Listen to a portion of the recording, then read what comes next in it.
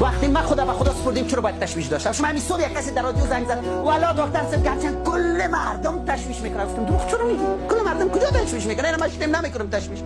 من یک لحظه تشویش نمیکنم. خدا به خدا سپردیم، همین لحظه بهترین کار خدا انجام میدم، باقیش خدا میفهمه. هر چی از جانب خداست خیرم است. خدا به خدا نمیسپاریم که تشویش داریم. یادت باشه تشویش با توکل رابطه برعکس داره. هر چی توکل زیاد تشویشت کم، هر چی توکل کم تشویش زیاد. به می خاطر تشویش شرک خفی است. یادت باشه اگه آدم تشویشی سریمان چک و اثر بر کلمه بخواد. چرا باید تشویش داشته باشی؟ تو سر خدا باور نداری؟ من خدا به خدا بسپار. اگر بخوای اعتماد به نفس توکل به خدا. این اولین گام اعتماد به نفس است. امروز ما تلاش خود میکنیم، وقت از ضایع نمیکنیم، کار کوشش میکنیم، زحمت میکشیم. آینده چی شد؟ آیت صریح قرآن کریم است، میگه زیاد چیزا رو فکر میکنین به خیرتان است و به شرتان است. فکر میکنین به شرتان است و به خیرتان